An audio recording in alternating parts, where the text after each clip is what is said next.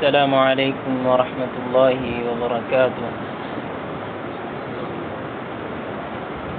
إن الحمد لله نحمده ونستعينه ونستغفره ونعوذ بالله من شرور أنفسنا ومن سيئات أعمالنا. من يهده الله فلا مضل له ومن يضلله فلا هادي له. أشهد أن لا إله إلا الله وحده لا شريك له وأشهد أن محمدا عبده ورسوله. يا أيها الذين آمنوا اتقوا الله حق تقاته ولا تموتن إلا وأنتم مسلمون. يا أيها الناس اتقوا ربكم الذي خلقكم من نفس واحدة وخلق منها زوجها وبث منهما رجالا كثيرا ونساء. واتقوا الله الذي تساءلون به والأرحام إن الله كان عليكم رقيبا.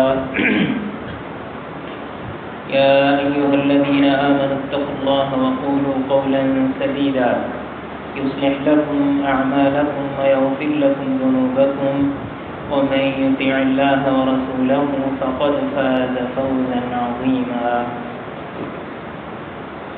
أما بعد فإن خير الحديث كتاب الله وخير الهدي هدي محمد صلى الله عليه وسلم وشر الأمور محدثاتها وكل محدثة بدعة كل بدعة ضلالة كل ضلالة في النار. اللهم صل على محمد وعلى آل محمد كما صليت على إبراهيم وعلى آل إبراهيم إنك حميد مجيد. اللهم بارك على محمد وعلى آل محمد كما باركت على إبراهيم وعلى آل إبراهيم إنك حميد مجيد. رب اشرح لي صدري ويسر لي أمري واحلل عقدة من لساني يفقهوا قولي. سبحانك لا علم لنا إلا ما علمتنا إنك أنت العليم الحكيم. أعوذ بالله السميع العليم من الشيطان الرجيم. فقد قال الله تعالى: وما لكم لا تقاتلون في سبيل الله والمستضعفين من الرجال والنساء والولدان الذين يقولون ربنا أخرجنا من هذه القرية الظالم أهلها واجعل لنا من لدنك وليا واجعل لنا من لدنك نصيرا. غزہ کے حوالے سے اور فلسطین کے حوالے سے مختلف خطبات جمعہ میں میں نے آپ کی خدمت میں کچھ گزارشات جو ہیں وہ پیش کی تھیں اور عرض کی تھی.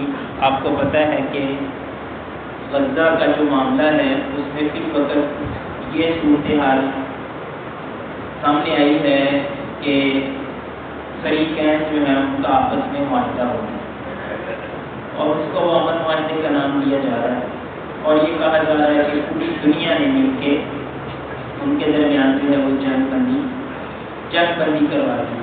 اللہ تعالیٰ جیسے جانتا ہے یہ معاہدہ کب تک باقی رہتا ہے اور یہودی وہ قوم ہے کہ جن کے بارے میں اللہ تعالیٰ نے قرآن کریم کے اندر فرمایا ہے کہ یہ ان کی کوئی زبان نہیں ہے, یہ کسی معاہدے میں رہتے نہیں ہیں, یہ کسی بات پر ٹکتے نہیں.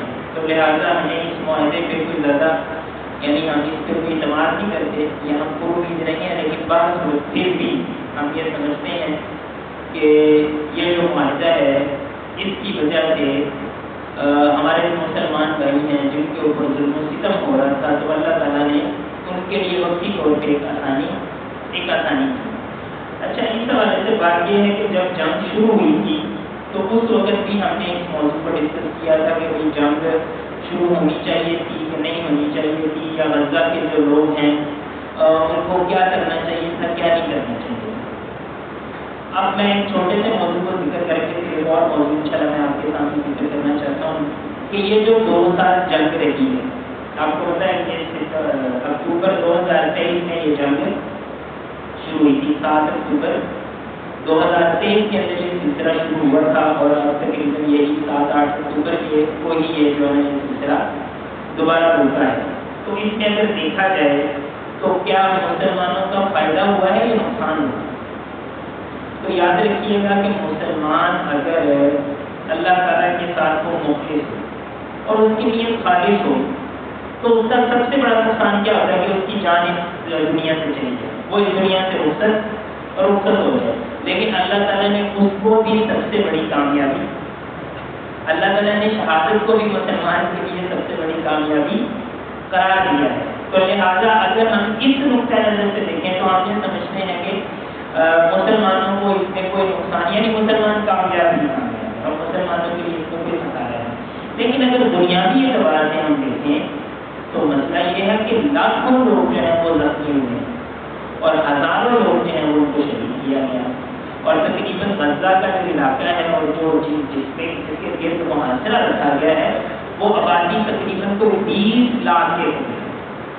تو اس کو اس طرح بھی کہا جاتا ہے کہ کوئی 70 سے 80 ہزار لوگ جو ہے نا وہ شہید ہوئے ہیں، لیکن 20 لاکھ لوگ ایسے تھے کہ جن کو اس طرح کی زندہ لاشیں بنا دیا، نہ ان کے لیے کھانے کا بندوبست تھا، نہ پینے کا بندوبست تھا، نہ ان کے لیے دوائی کا بندوبست تھا. مطلب ضروریات زندگی سے جو ہے ان کو محروم کر دیا گیا تھا. اور اس طرح کی ایک دن یعنی 24 گھنٹے زندگی گزارنا انسان کے لیے مشکل ہوتا ہے. گزارنے کے انسان جو ہے وہ 2 سال اس طرح کے حالات کے اندر رہے. تو اس طرح کی چیزیں اگر دیکھی جائیں تو دنیاوی طور پہ ہمارا بہت سارا نقصان بھی ہوا ہے. لیکن آپ یاد رکھیے گا کہ اللہ تعالیٰ نے یہ بات بیان فرمائی ہے کہ جہاد کے اندر یعنی قرآن و سنت کے اندر اللہ تعالیٰ نے قرآن و حدیث کے اندر جو بات بیان کی ہے اس کا مطلب یہ ہے کہ جہاد کے اندر مسلمانوں کے لیے خیر ہی ہے. سوال یہ پیدا ہوتا ہے کہ ہزاروں لوگوں کو آپ نے شہید کروا دیا، ہزاروں لوگ زخمی ہو گئے یا لاکھوں لوگ زخمی ہو گئے، لاکھوں لوگ جو ہیں وہ ضروریات زندگی سے محروم ہو گئے، ہزاروں مکانات جو ہیں وہ گرا دیے گئے، سینکڑوں اسکول ہسپتال اور اس طرح کی جو بلڈنگیں ہیں ان کو تباہ و برباد کر دیا گیا. 2 سال پہلے غزہ جو ہے جو آپ سمجھیں گے ایک چیز کی جاتی بستی اور ملک اور علاقہ تھا، اب وہ پورے کا پورا کھنڈرات بن گیا ہوا ہے. تو مسلمانوں کو اس سے کیا حاصل ہوا، اہل غزہ کو اس سے کیا حاصل ہوا؟ تو آپ ان چیزوں کے ساتھ ساتھ یہ بات بھی ذہن میں رکھیے گا کہ اسرائیل جو ہے ان کا دعویٰ کیا تھا. اسرائیل کے 2 بڑے دعوے. پہلا اس کا دعویٰ یہ تھا کہ غزہ کی یا حماس کی یا وہاں کے مجاہدین کی کیا اوقات ہے کہ وہ ہمارا ایک بندہ بھی اپنی قید کے اندر، وہ ایک بندہ بھی ہماری قید کے اندر رکھے. لیکن آپ کو پتہ ہے کہ ان کے درجنوں قیدی 2 سال تک ان کے درجنوں قیدی حماس کی قید کے اندر رہے ہیں اور اب معاہدے کے اندر آ کے وہ معاہدے کی روح سے ان کو چھوڑا ہے. تو یعنی یہاں سے آپ اندازہ کر سکتے ہیں کہ جو کام آپ سمجھیے کہ پوری دنیا کے لوگ بھی اگر کرنا چاہیں تو شاید وہ نہ کر سکیں. تو وہ غزہ کے مٹھی پر مجاہدین نے وہ کام کر کے دکھا دیا. تو یہ غزہ کے مسلمانوں کی اور پوری دنیا کے مسلمانوں کی بہت بڑی یہ نصرت ہے. یہ ان کے لیے پتہ ہے کہ اگر آج بھی وہ اللہ تعالیٰ کی ذات پہ یقین کر کے کافر کے مقابلے میں کھڑے ہو جائیں تو کافر اپنا ایڑی چوٹی کا زور لگا کے بھی اپنے عزائم جو ہے وہ ان پہ پورا اتر نہیں سکتا. آپ دیکھیں نا کہ نیتنیاہو موجود تھا، ٹرمپ موجود تھا اور ساری کی ساری دنیا کے لوگ جو ہیں وہ یہ چاہتے تھے کہ غزہ جو ہے اس کو جو ہے نا وہ وہاں سے جو یہودیوں کے اور اسرائیلیوں کے جو فوجی ہیں ان کو وہاں سے ان کو چھڑا لیا ہے، لیکن چھڑا نہیں سکے. ان کے اوپر بمباری کی گئی، ان کے اوپر سارے کا سارا جتنا جدید ٹیکنالوجی ہے اس کو استعمال کیا گیا. اور وہ نیتنیاہو جو کہتا ہے کہ ہر وہ بندہ جس کے ہاتھ میں موبائل ہے، اس کا مطلب یہ ہے کہ ان کے ہاتھ کے اندر اسرائیل کا ایک ٹکڑا ہے اور اس کی بات غلط بھی کوئی نہیں ہے. یہ موبائل اس طرح کی ساری چیزیں جو ہے نا یہ ہماری انہیں کے کنٹرول میں ہیں. لیکن اس کے باوجود آپ یہ دیکھیے کہ اتنی زیادہ ٹیکنالوجی کے باوجود وہ اپنے دشمنوں اور اپنے ساتھیوں کو یعنی اپنے دشمنوں سے یعنی کہ مسلمانوں سے اپنے ساتھیوں کو اور اپنے قیدیوں کو چھڑوا نہیں سکے. تو یہ پرانے زمانے کی یاد تازہ ہوتی کہ نہیں کہ جب لاکھوں کے لشکر ہیں اور آگے سے ہزاروں لوگ ہیں، لیکن یہ ہے کہ انہوں نے قرآن کو چاہے جواب دیا. تو یہ جو بات ہے نا، یہ انسان کے اندر ایمان کو پختہ کرتی ہے. یہ روح جہاد کو مسلمانوں کے اندر پختہ کرتی ہے. اچھا، اس میں ایک بات یہ تھی، انہوں نے یہ کہا تھا کہ بھائی ہم جو ہے نا وہ اپنے قیدیوں کو چھڑائیں گے. اور یہ کیسے ہو سکتا ہے کہ یہ جو ہم آتے ہیں ہمارے قیدیوں کو نہ چھوڑیں، ہم ان کو تحت کر کے رکھیں گے. تو ایک تو ان کو یہ ناکامی ہوئی، اور اس اعتبار سے مسلمانوں کو کیا ہوا؟ کامیابی ہوئی. دوسرا انہوں نے کیا کہا تھا؟ انہوں نے کہا تھا کہ یہ جو غزہ ہے اور یہ ساری کی ساری پٹی ہے، یہ اسرائیل کا حصہ ہے.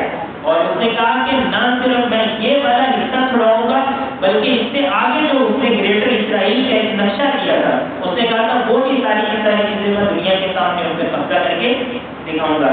اور اب جو معاہدہ ہوا اس کے اندر آپ کے سامنے موجود ہے کہ الحمدللہ غزہ کے لوگ وہاں موجود ہیں. اور معاہدے کے اندر ہے کہ یہ بات شامل ہے کہ غزہ کے لوگ ہیں وہ اپنے علاقے کے اندر رہیں گے اور وہ وہاں سے نکلیں گے نہیں. تو دوسری بات یہ ہے کہ مسلمانوں کو یہ بھی جو ہے وہ اللہ تعالیٰ نے ایک طرح کی جو ہے نا نصرت اور تعین کی.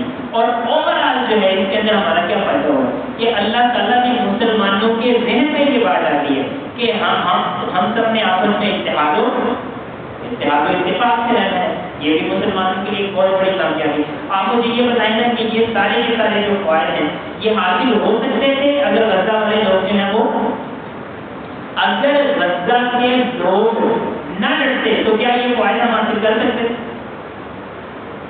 یہ تو مسلمانوں کو اتحاد و اتفاق کا ایک سبب ملا ہے، اتحاد و اتفاق کا ایک درس ملا ہے. کیا اس کے بغیر یہ ممکن تھا؟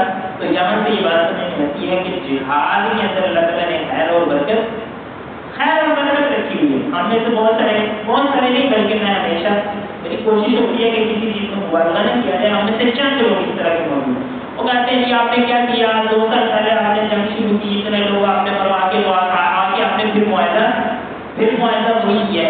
تو مسئلہ یہ ہے کہ وہ جو 2 سال جنگ رہی ہے اس کے اندر اسرائیل کی جو ساری دنیا کے سامنے بدنام ہوا ہے کہ نہیں ہوا؟ صہیونیت کا بھی چہرہ لوگوں کے سامنے آشکار ہوا ہے کہ نہیں ہوا؟ اس کی کمزوری بھی لوگوں کے سامنے آئی ہے کہ نہیں آئی. تو دوسرا یہ ہے کہ جہاد کے اندر مسلمانوں کو جو نقصان ہوا ہے تو وہ جہاد کے اندر نقصان اس طرح ہوتا ہی ہوتا. تو اس طرح کے بہت سارے فوائد ہیں جو ماہرین نے ذکر کیے ہیں کہ یہ جو غزہ کی جنگ ہے اس کے اندر مسلمانوں کو اللہ تعالیٰ نے دیے.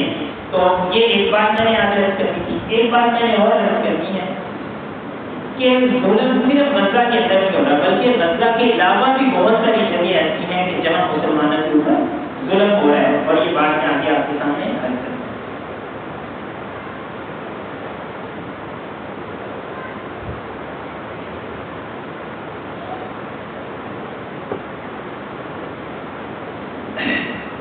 پوری دنیا کا اگر ہم جائزہ لیں اور آپ دیکھیں کہ یہ اسلامی حکومت کا یہ تقاضا ہے کہ ہمیں مسلمانوں کے حالات کا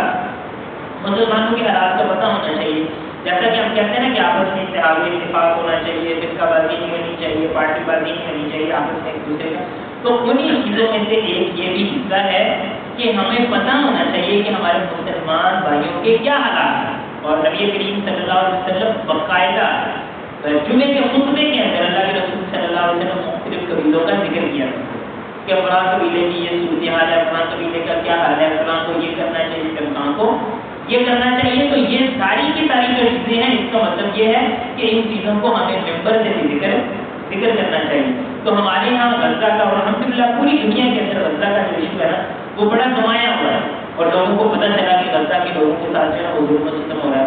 لیکن میرے بھائیو یاد رکھیے گا کہ غزہ کے علاوہ ہمارے اور بھی مسلمان بھائی ہیں جن کے اوپر بڑا ظلم و ستم ہو رہا ہے. اور اگر میں یہ کہوں کہ بعض جگہ ایسی ہیں کہ وہاں سے غزہ سے بھی زیادہ ظلم و ستم ہو رہا ہے تو وہ بیجا نہیں ہوگا.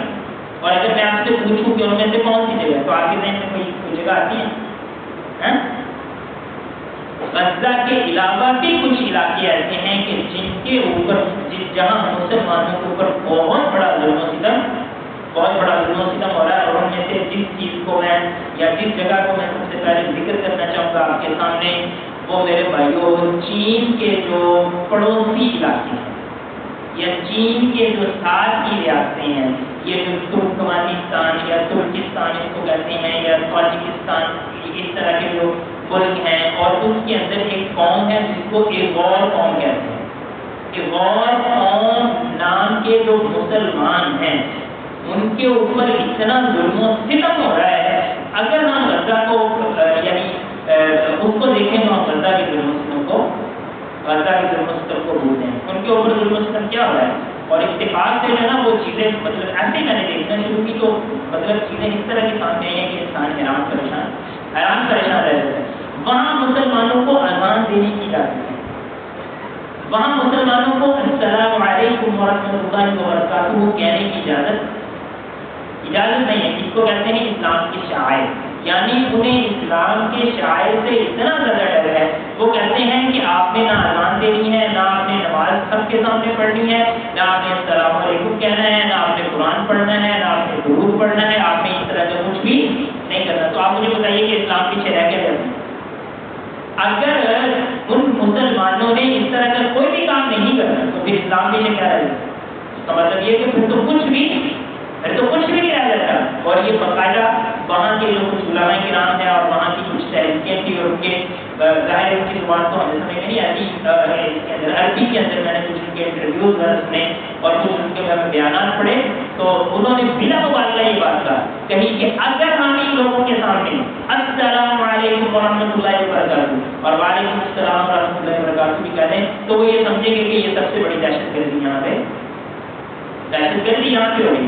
بلکہ اتنا زیادہ وہ اس معاملے میں حساس ہیں، وہ کہتے ہیں کہ یہ جو ہمارے ترانے ہیں یا نظمیں ہیں یا نعتیں ہیں یا آپ سمجھیں جو قومی ترانے ہوتے ہیں یا کسی قوم نے اپنے لیے جو ترانے جو ہے نا وہ لکھے ہوتے ہیں، ان کے اندر بھی اگر کوئی نام کا نام آ جائے، کوئی اس طرح کی چیز کا نام آ جائے کہ ان کے اندر مسلمانوں کی کوئی عظمت، سطوت، شوکت، غلبہ، اس طرح کی کسی چیز کا نام ہے تو اس کے اوپر بھی پابندی لگائی جاتی ہے، اور اس کے لکھنے والے کو اور پڑھنے والے کو جیل کے اندر بند کر دیا جاتا ہے۔ اور یہ سارے کے سارے کام کون کر رہے ہیں؟ یہ سارے کے سارے اور دیکھیں نا جیسے غزہ کے اندر یہودی ہمارے اوپر ظلم و ستم کر رہے ہیں، تو یہ جو علاقے میں آپ کے سامنے بیان کر رہا ہوں نا، ان کے اندر ہمارے اوپر ظلم و ستم کرنے والے لوگ کون ہیں؟ یہ جو چائنا کے لوگ ہیں، یہ ہمارے اوپر ظلم و ستم کر رہے ہیں۔ دیکھیے یہ جو چائنا ہے، یہ اس کو ہم برادر ملک سمجھتے ہیں اور اس کے ہمارے ساتھ تعلقات گزاری کی تاریخ میں اپنی جگہ ہے، لیکن مسئلہ یہ ہے کہ بھیا ایک آپ کا دنیاوی فائدہ ہے اور ایک آپ کا اسلامی حکومت کا مسئلہ ہے، تو اس کے لیے بھی تو ضرور ہونا چاہیے نا۔ اور اس کے لیے ہمیں کیا کرنا چاہیے؟ اس کے لیے ہمیں یہ کرنا چاہیے کہ اگر ہمارا کوئی وہاں تک اپروچ ہے یا ہمارے ملک کی وہاں تک کوئی اپروچ ہے یا ہماری وزارت خارجہ کی وہاں تک کوئی اپروچ ہے یا اس طرح کے جتنے بھی جو چینلز ہیں جو ایک لیگل چینل ہیں جن کو ہم قانونی چینل کہتے ہیں، یہ پوری کی پوری دنیا جو ہے نا وہ ایک گلوبل ولیج جس کو کہا جاتا ہے، تو آپس میں ایک دوسرے کے مسائل ایک دوسرے کے سامنے رکھے جاتے ہیں، تو ہماری یہ ذمہ داری بنتی ہے۔ اگر ہم میں سے کوئی صحافی ہے، ہم میں سے کوئی اینکر ہے، ہم میں سے کوئی خطیب ہے، ہم میں سے کوئی ان لوگوں کے ساتھ جو ہے ان کا تعلق ہے، ان کو پوچھنا چاہیے کہ یار وہاں کے مسلمانوں کا کیا مسئلہ ہے، اور اگر ان کے ساتھ ظلم و ستم ہو رہا ہے تو ہمیں ان کے خلاف آواز اٹھانی چاہیے کہ نہیں اٹھانی چاہیے؟ بھیا یہ اسلامی حکومت کا تقاضا ہے۔ آپ وہ قصے کہانیاں کتنے مزے سے سنتے ہیں اور اپنے بچوں کو سناتے ہیں، وہ دیکھو جی وہ محمد بن قاسم کو ایک جو خاتون ہے اس نے آواز دی اور حجاج بن یوسف کو ایک خاتون نے آواز دی، تو وہ فوراً جو ہے انہوں نے لبیک کہتے ہوئے جو ہے نا وہ سینکڑوں میل کا سفر کیا اور سمندر کے اندر آ کے جو ہے نا ان کی جان بچائی۔ تو بھیا یہ ہماری ذمہ داری بنتی ہے ہمارے یہاں۔ اور میں رات بھی میں ایک انٹرویو سن رہا تھا تو صحیح بات ہے کہ سچ شرم سے جھک جاتا ہے، یعنی بندہ کیسے یہ بات کہے گا کہ ہم اس زمانے کے لوگ ہیں کہ جس زمانے کے اندر کئی سالوں سے ہماری بیٹی عافیہ صدیقی، کون سی بیٹی عافیہ صدیقی؟ وہ کافروں کی۔ ہم اب دیکھیں ہم نہیں کہتے کہ وہ بے گناہ ہے، یعنی ہم سمجھتے ہیں اس کو بے گناہ، لیکن ہم کہتے ہیں چلو جی اس نے گناہ نہیں کیا، اس نے کوئی زیادتی نہیں کی، اس نے کوئی ظلم نہیں کیا۔ بھائی ہمارے ملک کے اندر آپ لائیں، اس کو عدالت کے اندر آپ پیش کریں، ہمارے سامنے اس کا مسئلہ رکھیں، لیکن یہ کیا طریقہ ہے کہ ایک مسلمان خاتون ہے اور اس کو آپ نے جیل کے اندر رکھا ہے، اور اتنی مسلمان حکومتیں ہیں اور اتنے مسلمان ملک ہیں اور کوئی بھی ان کے لیے بات کرنے کے لیے لیے تیار نہیں. تو غزہ کے ساتھ ساتھ جو ہے نا یہ جو ہمارے چائنا کے مسلمان ہیں ہمیں ان کے بارے میں بھی مطلب آگے دیکھیے میں ہمیشہ الحمدللہ ایسی بات نہیں کرتا کہ جو جذباتی بات ہو چلو جی ابھی آپ کو دھوکے پکڑ لیں یہ پکڑ لیں وہ پکڑ لیں یہ ان چیزوں کا کوئی فائدہ نہیں. یہ چیز ممکن نہیں ہے, اس کا کوئی فائدہ نہیں, اس کا الٹا ہمیں نقصان ہوتا ہے. اور لوگ ہمیں اپنے ملک کے خلاف استعمال کر لیتے ہیں, لوگ ہمیں اپنے حکمرانوں کے خلاف استعمال کر لیتے ہیں, لوگ ہمیں اپنی فوجوں کے خلاف استعمال کر لیتے ہیں. لیکن جو درست چینل ہے اس کو تو ہمیں استعمال کرنا چاہیے. اظہار آزادی رائے ساری کی ساری دنیا اس کو مانتی ہے. میں یہ بات کر رہا ہوں تو ساری دنیا یہ ہمیں یہ حق دیتی ہے کہ ہم اپنی یہ بات دوسروں تک پہنچائیں. تو آپ اپنی زبان کے ذریعے لوگوں تک یہ بات پہنچائیں, آپ اپنی تحریر کے ذریعے لوگوں تک یہ بات پہنچائیں. اگر اللہ تعالیٰ نے آپ کو سوشل میڈیا کی طاقت دی ہوئی ہے, آپ کو ٹی وی کے اندر آنے کی یا جو بھی ہے کوئی بھی بین الاقوامی پلیٹ فارم ہے وہاں سے آپ بات کر سکتے ہیں, تو یہ چیزیں ہمیں وہاں سے کرنے کی ضرورت ہے. تو یہ غزہ کے بعد دوسرے نمبر پہ ہمارے چائنا کی جو ریاستیں ہیں ان کے اندر جو مظلوم مسلمان ہیں میرے بھائیوں ان کے بارے میں کم از کم معلومات ضرور حاصل کریں. اور اگر آپ کو لگے کہ یار وہ مظلوم ہے اور ان کے لیے آواز اٹھانی چاہیے تو جو ہم کر سکتے ہیں وہ ہمیں کرنا چاہیے. یہ ہماری اسلامیت کا تقاضا ہے, یہ اسلامی حکومت کا تقاضا ہے. انما المؤمنون اخوہ کا یہ تقاضا ہے. مثل المؤمنین فی توادهم وتراحمهم وتعاطفهم كمثل جسد واحد. مسلمانوں کی آپس میں ایک جسم کی مانند مسلمان ہوتے ہیں. تو کیسی بات ہے کہ بھائی میرا یہ جو جسم کا یہ جو حصہ ہے نا یہ بڑی مشکل کے اندر ہے, لیکن اس حصے کو بھی پتہ ہی کوئی پتہ ہی نہیں ہے. اور کیسی عجیب بات ہے کہ میں یہاں پہ بیٹھ کے کہہ رہا ہوں کہ آپ کم از کم پتہ تو لگائیں گے کتنے مسلمانوں کے اوپر ظلم ہو رہا ہے. اس کا مطلب یہ ہے کہ آپ میں سے, اور مجھے بھی اس کا نہیں پتا, میں یہ نہیں کہہ رہا کہ مجھے ہر چیز کا پتا ہے. میں بھی کچھ دیر پہلے جو ہے ان چیزوں کا میں نے جب سرچ کیا تو مجھے پتا چلا کہ یہ صورتحال تو بڑی عجیب و غریب, کبھی کبھار باتیں آتی تھی لیکن نظر سے اوجل ہو جاتی. تو لیکن یہ جو چیزیں ہیں نا یہ ہمارے سامنے رہنی چاہیے. الحمدللہ ہمارے جو حکومت ہے انہوں نے بڑا مثبت کردار ادا کیا ہے. میں کہنا چاہوں تو غزہ کے حوالے سے ہماری جو وزارت خارجہ ہے انہوں نے ایک بڑا اچھا کردار ادا کیا ہے. سموس پروٹیلا کے حوالے سے انہوں نے ایک بڑا اچھا کردار ادا کیا. تو یہ ساری کی ساری جو ڈومین ہیں اور یہ سارے کے سارے جو پلیٹ فارم ان کو ہمیں استعمال کرنا چاہیے. اور کیسے کرنا چاہیے, ہمیں آواز ان تک پہنچانی چاہیے کہ دیکھیں جی ماشاءاللہ جس طرح غزہ کے حوالے سے ہماری قوم نے, ہماری عوام نے اور ہمارے حکمرانوں نے جو مثبت کردار ادا کیا ہے وہ بقیہ علاقوں کے حوالے سے بھی ہمیں کردار ادا کرنا چاہیے. دو باتیں ہوئی. تیسری بات یہ ہے میرے بھائیوں, ظلم و ستم کے پہاڑ توڑے جا رہے ہیں. کس جگہ پہ؟ برما کے اندر ظلم و ستم کے پہاڑ توڑے جا رہے ہیں. برما کے جو روہنگیا مسلمان ہیں ان کے اوپر, اور جن کو یہ میانمار یا اس طرح کر کے مختلف جو ہے نا وہ ناموں سے جو ہے نا ان کو ذکر کیا جاتا ہے. اور اتنا ظلم و ستم کیا جا رہا ہے کہ لاکھوں لوگ جو ہے ان کو اپنا جو ہے نا وہ در بدر وہ پھر ہیں.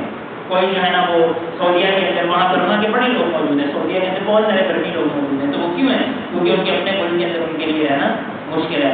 یہ بنگلہ دیش کے اندر آپ چلے جائیں گے تو لوگ کہتے ہیں کہ وہاں خیموں کے اندر ہزاروں یا لاکھوں لوگ ہیں وہ اپنی زندگی گزارنے پہ مجبور ہیں. اور یہ جو بدھسٹ ہیں اور یہ پتہ نہیں کیا, یہ مطلب بالکل یہ گندے لوگ ہیں جن کا کوئی نہ دین ہے نہ کوئی مذہب ہے نہ کوئی ان کا کسی اخلاق کے ساتھ کوئی تعلق ہے, وہ ان کے اوپر ظلم و ستم کرتے ہیں. اچھا آپ بھی ذہن میں بات رکھیے کہ یہ جو غزہ کا معاملہ ہے نا یہ الحمدللہ اللہ کا شکر ہے کہ یہ بڑا ہائی لائٹ ہو ہے, اور جو انسانی حقوق کی جو تنظیمیں ہیں ان کے سامنے یہ معاملہ آ گیا. تو وہاں جو بھی معاملہ ہوتا تھا نا وہ لوگوں کے سامنے فوراً ہائی لائٹ ہو جاتا. لیکن یہ جو چائنا والا مسئلہ ہے اور یہ جو دوسرے والا مسئلہ ہے اس کا برما کا جو مسئلہ ہے اس کے اندر آپ دیکھیں مسلمانوں کی اس طرح نسل کشی کی جا رہی ہے کہ مسلمانوں کے آپ سمجھیں کہ جو پیدا ہونے والے بچے ہیں ان کو ختم کر دیا تاکہ ان کی نسل ختم ہو جائے.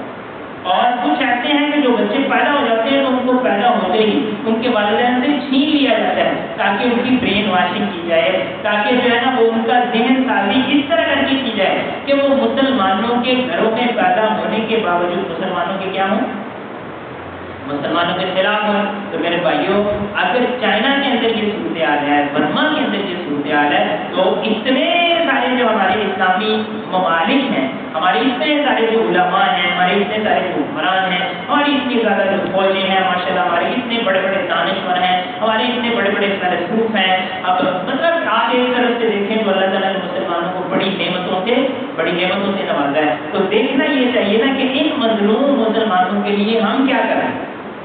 اور یہ نہیں کہنا چاہیے کہ دیکھو جی پہلے اپنے گھر میں تو ایسی بات صحیح ہے، پہلے اپنے گھر کو دیکھو، لیکن اپنے گھر کو اس طرح نہ دیکھو کہ آپ ساتھ والے کو آپ خبر ہی نہ رہے. اور یہ کچھ لوگ اس طرح کے وہ کہتے ہیں کہ دیکھو جی سب سے پہلے سنت پہ آپ کی توجہ ہونی چاہیے، تو عید پہ توجہ ہونی چاہیے. تو یہ باتیں تو بالکل صحیح ہیں، لیکن میرے بھائیوں قرآن حدیث سنت عقیدہ یہ ساری کی ساری چیزیں جو ہے نا، یہ عبادت کے ساتھ ساتھ، یہ اعمال کے ساتھ ساتھ، عبادت اور ریاضت کے ساتھ ساتھ یہ ایک روحانی دوا بھی ہے اور غذا بھی ہے جو انسان کو امت کا شعور پیدا کرتی ہے. یہ کوئی باندھی یا چرس یا افیون نہیں ہے کہ آپ قرآن کو یا حدیث کو سامنے رکھ کے یا رسول اللہ کے مسائل کو سامنے رکھ کے آپ نے مجھے کسی اور سے کوئی غرض نہیں.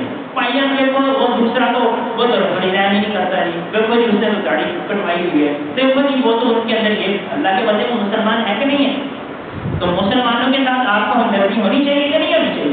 تو مسلمانوں کے ساتھ ہمدردی کا یہ تقاضا ہے کہ یہ جتنے مظلوم مسلمان ہیں ان کا ہمیں پتہ ہونا چاہیے اور ان کے لیے جو ہے ہمیں اپنے اپنے انداز سے آواز اٹھانی چاہیے. اسی طرح یعنی یہ تین جو ہے نا یہ تو زیادہ اہم جگہ ہیں، اور اس کے علاوہ دو جگہیں اور بھی ہیں، میں مختصر ویسے ان کا ذکر کر دیتا ہوں، لیکن یہ ہے کہ ان کے اوپر الحمدللہ جو ہے نا وہ وہاں خود مسلمان پڑے ہیں اور وہ کام کرتے رہتے ہیں. چوتھی جگہ پہ جو میں بات عرض کرنا چاہتا ہوں وہ بھارت ہے. بھارت کے اندر جو ہے وہ مسلمانوں کے اوپر بڑا ظلم و ستم ہو رہا ہے، لیکن ہم اس پہ اس لیے زیادہ بات نہیں کرتے. اس کی وجہ یہ ہے کہ خود جو وہاں کے مسلمان ہیں نا وہ کہتے ہیں کہ نہیں ہم پاکستان سے اچھے ہیں، اور اس طرح ہمارے دوست ہیں وہاں سے، ہم ان سے بات کرتے ہیں وہ کہتے ہیں بھائی آپ اپنے ملک کو سنبھال لو، ہم یہاں پہ ٹھیک ہے. تو خیر وہ ایک انداز سے یہ بات کرتے ہیں، لیکن ہم بھی سمجھتے ہیں کہ اگر بھارت کے اندر جو مسلمانوں کے اوپر جیسا کہ احمد آباد گجرات اسی طرح کشمیر کے علاقے ہیں اور کئی ایک علاقے ہیں وہاں پر ان کو ظلم و ستم ہو رہا ہے، اگر ہم کوئی کردار ادا کر سکتے ہیں تو ہم یقیناً وہ کردار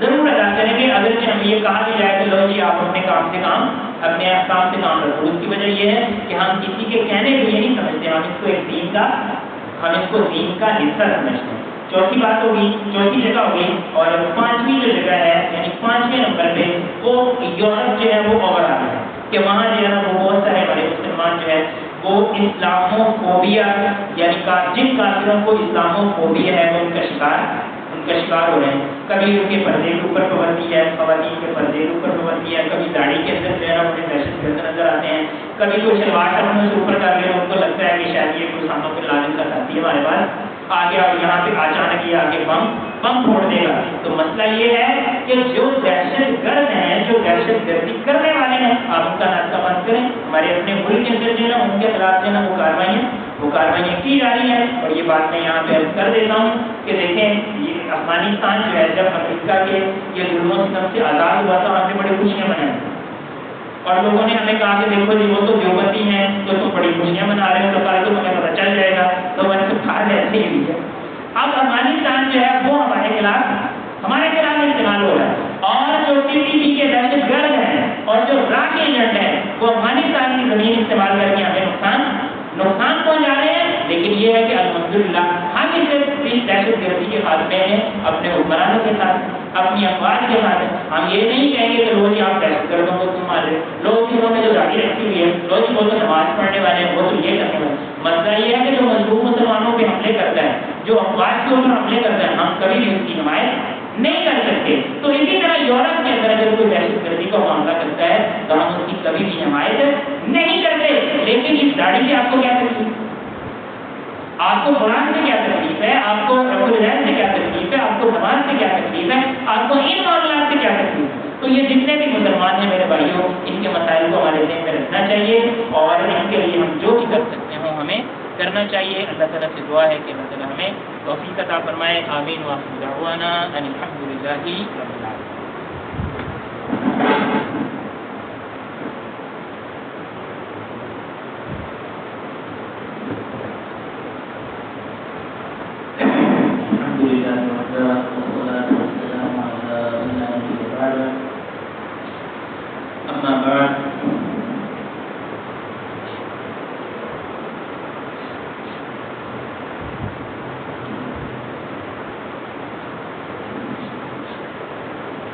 أما بعد فإن خير الحديث كتاب الله، خير الهدي هدي محمد صلى الله عليه وسلم،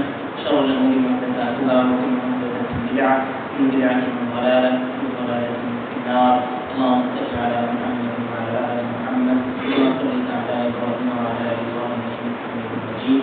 اللهم بارك على محمد وعلى آل محمد كما باركت على إبراهيم وعلى آل إبراهيم إنك حميد مجيد. اللهم انصر الإسلام والمسلمين، اللهم انصر الجهاد والمجاهدين، اللهم اعز الإسلام والمسلمين وأذل الكفر والكافرين وأذل النفاق والمنافقين. اللهم انصر من نصر دين محمد صلى الله عليه وسلم واجعلنا منهم، واقتل من قتل دين محمد صلى الله عليه وسلم فلا تجعلنا منهم. سبحان ربك رب العزة عما يصفون، سلام على المرسلين، والحمد لله.